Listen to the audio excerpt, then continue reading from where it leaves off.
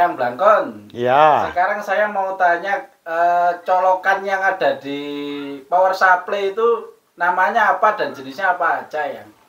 Oh, ini yang dimaksud konektor ini. Iya. Yaitu konektor pada kabel-kabel output PSU. Nggih. Oke.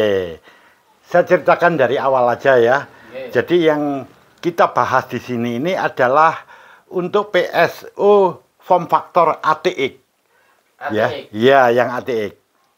Nah, awalnya itu dulu itu sebetulnya sebelum muncul yang ATX, itu ada PSU yang dikenal dengan nama AT. Ya, itu yang pertama kali muncul pada awal munculnya PC desktop waktu itu. Jadi AT ini. AT itu kependekan dari Advanced Technology. Saya tuliskan kayak begini. Ini Advanced Technology.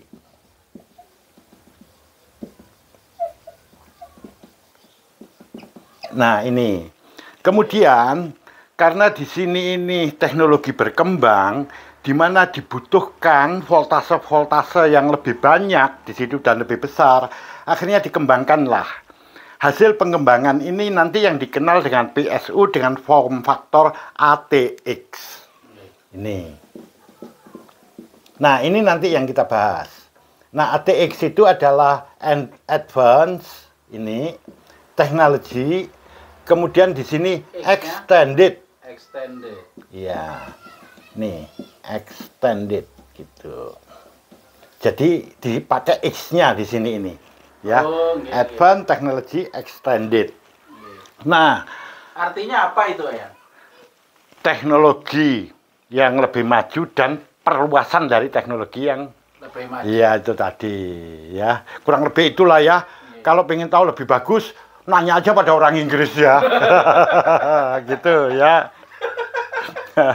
Oke. Karena saya orang Jawa jadi nggak tahu ya. Oke, sekarang saya lanjut. Pertama kali yang ATX ini muncul itu contohnya ya digunakan di seri Pentium. Pentium yang awal itu yang ada Pentium, Pentium MMX, kemudian Pentium Pro, Pentium 2, Pentium 3 sampai ke Pentium 4 yang awal ya. Dulu itu yang ATX versi awal itu hanya ada konektor ini 20 pin ini. 20 pin, kemudian ditambah yang lain-lain ya. Yang ATA itu, yang SATA nggak ada waktu itu. Jadi yang konektor ATA yang ada itu. Dan konektor tambahan yang 4 pin itu nggak ada. Nah, itu yang awal muncul. Kemudian pada era komputer yang berbasis pada prosesor Pentium 4 ya, itu ternyata kebutuhan energi listriknya untuk prosesornya itu sangat tinggi. Kalau sebelumnya itu paling 20 watt atau kurang, kali ini sudah bisa mencapai 50 watt dan seterusnya untuk prosesor Pentium 4 yang versi lebih baru. Akibatnya di situ konektor yang 20 pin ini nggak mencukupi untuk mensuplai tenaga itu. Maka dibuatlah konektor baru yaitu yang 4 pin. Yang nanti dikenal dengan nama konektor P4. Iya. Jadi di sini saya tunjukkan contohnya ya. Nah, ini dia konektor P4 ini.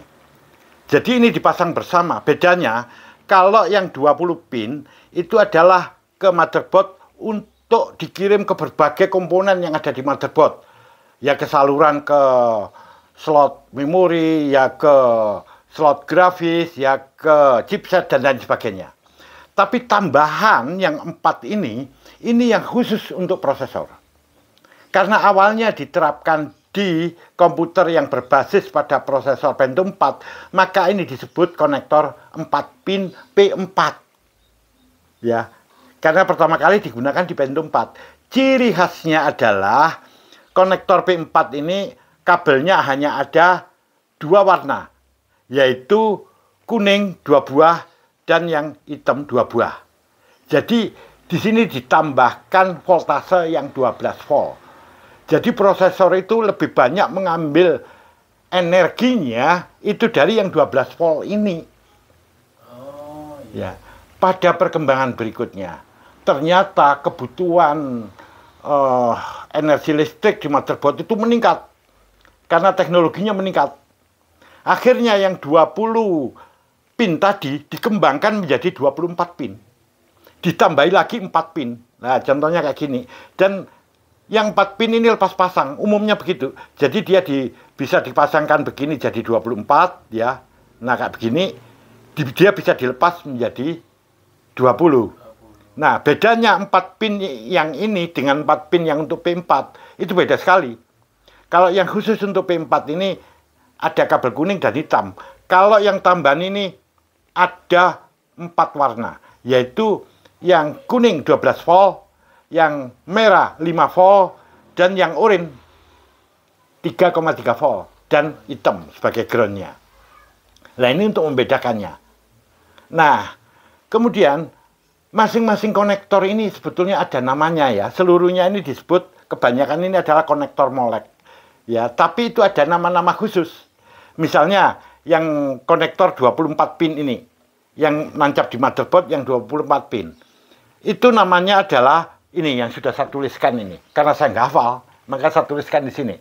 Ini konektor power 24 pin.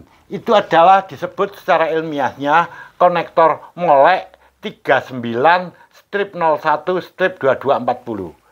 Sedangkan yang konektor P4 yang khusus untuk ke prosesor tadi itu disebut molek 39/01/2040. Kemudian untuk konektor yang khusus untuk ATA, biasanya hard disk ATA atau optical disk drive seperti CD-ROM itu ya, yang ATA itu disebut ini konektor power molek seri 8981. Khusus ada satu lagi yang selalu ada ya, sampai sekarang itu selalu ada, tapi jarang dipakai, yaitu yang khusus untuk FDD, floppy disk drive, atau yang dikenal disket itu ya, disketnya itu. Jadi tempat dimasukkan disket itu adalah floppy disk drive namanya. Nah, itu pakai konektor yang dinamanya BERC. Itu selalu ada itu, yang kecil itu, ada 4 pin. Nah, ini konektor BERC, begitu ya. Jadi ini kode ini khusus ya, itu kayak anu ya, kayak tanggal, kayak kalender ya. Tanggal 939. Lah ya, tapi nggak ada ya kalender 39 ini ya, nggak ada ya. Oke. Nah, ini perkembangan daripada konektor-konektor tadi. Kemudian masih dikembangkan lagi, yaitu yang tadinya konektor P4 yang hanya 4 pin ya, akhirnya ditambahi ada yang 6 pin itu. Jadi kalau 6 pin nanti itu kuningnya 3, hitamnya 3 kayak begitu. Nah, ini untuk motherboard yang high class ya, yang kelas tinggi. Misalnya untuk prosesor gaming kayak gitu ya. Untuk server itu kan kebutuhan energinya lebih tinggi, sehingga di sini powernya ditambah lagi. Jadi yang khusus ke arah prosesor ini ditambahi tidak 4 pin lagi, tapi menjadi 6. Bahkan yang terakhir ini 8 pin. Ya, untuk PC itu ada yang 8 pin. Biasanya banyak digunakan di PC yang high class, yang misalnya untuk server atau untuk gaming kayak begitu.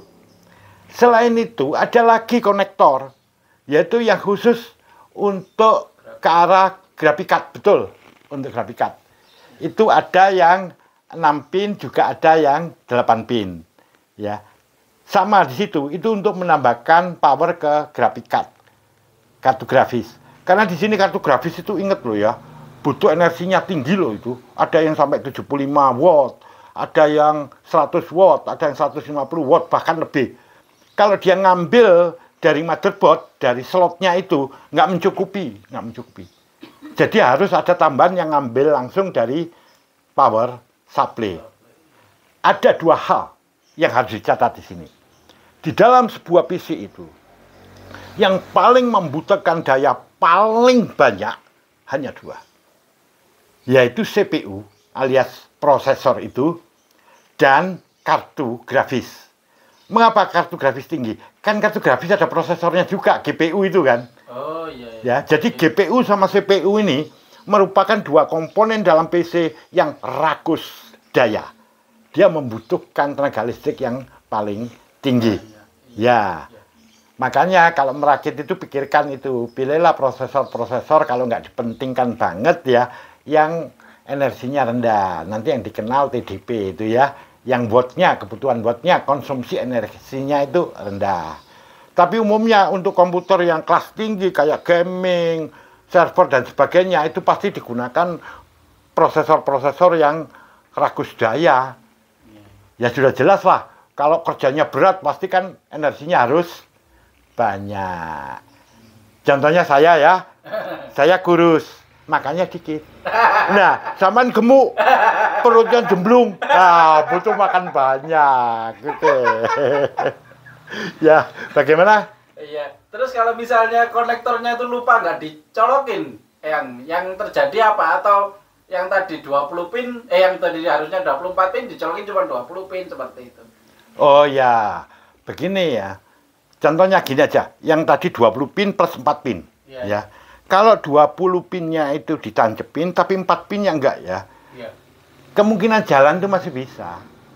Tapi kan kurang daya. Nanti pada load atau beban yang berat bisa membuat masalah, misalnya restart sendiri atau apa begitu. Oh iya. Ya, kayak begitu. Harus ditancepin semua berarti. Ya, harusnya begitu supaya tidak bermasalah. Gitu. Ada pertanyaan lagi? Sudah yang belangkon. Oke lah, nanti kita lanjut pada materi berikutnya.